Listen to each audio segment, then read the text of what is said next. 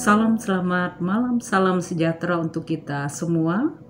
Kembali kita bertemu dalam renungan malam pada hari ini 18 September 2023. Adapun firman Tuhan untuk kita bersama-sama renungkan terdapat di dalam kitab Perjanjian Lama, yaitu Yosua pasal 3 ayat 7 sampai yang ke-17. Bapak Ibu yang kekasih di dalam Tuhan kita Yesus Kristus, baiklah sebelum kita membaca dan merenungkan bagian firman Tuhan, saya mengajak kita untuk bersama-sama bersatu dalam doa. Mari kita berdoa. Bapa di surga, kami menaikkan syukur serta terima kasih kami kepadamu, di mana kesempatan yang senantiasa Tuhan berikan bagi kami untuk belajar dari kebenaran firman Tuhan. Dan pada malam hari ini kami akan merenungkan bagian firman Tuhan yang terdapat di dalam kitab Yosua pasal 3 ayat 7 sampai yang ke-17. Kepadamu Tuhan kami memohon hikmat, kebijaksanaan, pengertian yang benar, sehingga perenungan firman Tuhan ini sungguh memberkati dan menjadi berkat bagi kehidupan iman dan percaya kami. Hanya di dalam nama Yesus kami berdoa dan mengucap syukur. Amin.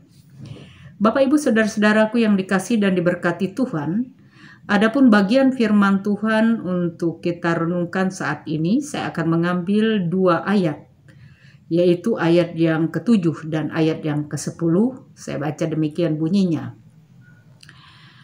Firman Tuhan dengan perikop menyeberangi sungai Yordan. Ayat yang ke-7. Dan Tuhan berfirman kepada Yosua, pada hari inilah aku mulai membesarkan namamu di mata seluruh orang Israel, supaya mereka tahu bahwa seperti dahulu aku menyertai Musa, demikianlah aku akan menyertai engkau. Ayat yang ke-10. Lagi kata Yosua, dari hal inilah akan kamu ketahui bahwa Allah yang hidup ada di tengah-tengah kamu, dan bahwa sungguh-sungguh akan dihalaunya orang Kanaan, orang Het, orang Hewi, orang Feris, orang Girgasi, orang Amori, dan orang Yebus itu dari depan kamu. Demikian firman Tuhan yang berbahagialah mereka yang mendengarkan firman Allah dan yang memeliharanya. Amin. Bapak Ibu saudara-saudaraku yang dikasihi Tuhan, dalam perjalanan kehidupan kita tentu tidak selamanya berjalan dengan baik, berjalan dengan lancar, berjalan sebagaimana yang kita inginkan. Ada kalanya kita akan diperhadapkan dengan tantangan, dengan pergumulan, dengan persoalan. Bahkan kita harus melakukan perjuangan yang berat untuk dapat menaklukkan setiap persoalan pergumulan yang ada di depan kita. Artinya sebagai orang Kristen sekalipun, umat kepunyaan Allah, kita tidak pernah juga lepas dari yang namanya pergumulan semasa kita masih tinggal di dunia ini. Bahkan kehidupan kita sering digambarkan sebagai perjalanan yang panjang, dan kita diibaratkan sebagai seorang musafir, di mana kita memiliki tujuan yang pasti dari akhir kehidupan yang fana ini. Perjalanan umat Israel menuju tanah perjanjian bukanlah perjalanan yang mudah. Sejak keluar dari tanah Mesir, bagaimana kita melihat generasi demi generasi itu, bahkan pada perjalanan mereka harus mengalami silih berganti. Demikian juga pemimpin, dan dalam bagian nas ini juga Yosua yang sudah ditunjuk oleh Allah untuk memimpin umat Israel memasuki tanah perjanjian. Dan tanah perjanjian itu atau negeri yang dijanjikan oleh Tuhan Allah bukanlah negeri yang langsung bisa ditempati oleh mereka, yang siap untuk ditinggali. Tetapi tentunya sebagaimana bacaan kita pada saat ini, negeri ini harus terlebih dahulu dimenangkan oleh mereka dari penduduk-penduduk aslinya. Sehingga dengan demikian perjuangan mereka belum selesai ketika mereka sudah tiba di tanah perjanjian yang dijanjikan oleh Allah, yaitu tanah yang penuh dengan susu dan madunya itu. Mereka harus menaklukkan bangsa-bangsa yang ada di sana, yang tentunya sudah digambarkan adalah bangsa yang juga memiliki kehebatan.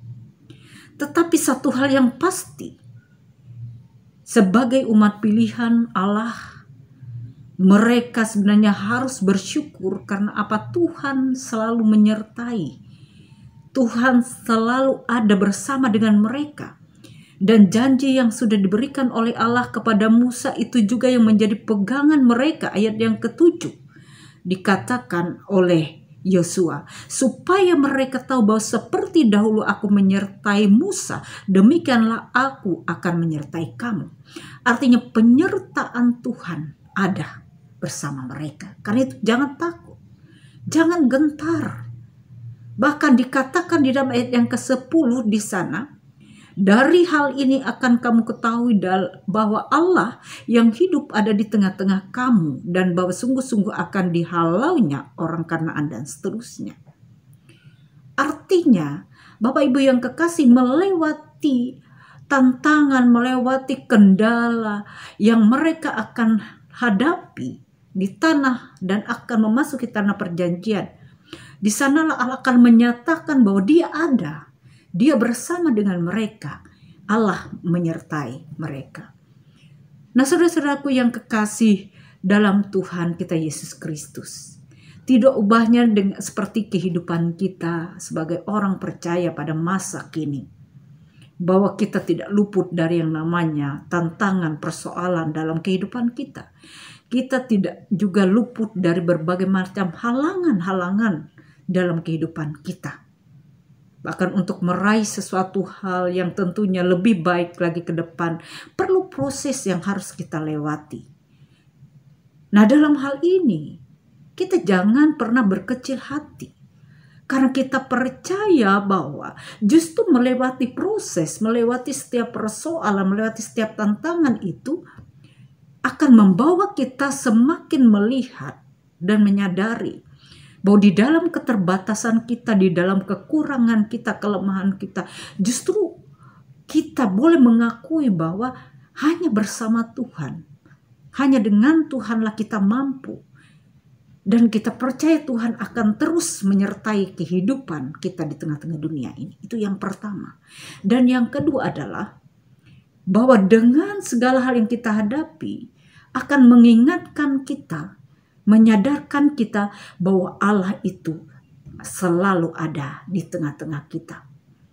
Kalau kita lihat keadaan dunia saat ini, Bapak Ibu, mungkin ada rasa gentar, mungkin ada rasa perasaan kita khawatir, takut, ya, bencana alam, hal-hal yang di luar akal, di luar nalar kita terjadi di belahan bumi ini.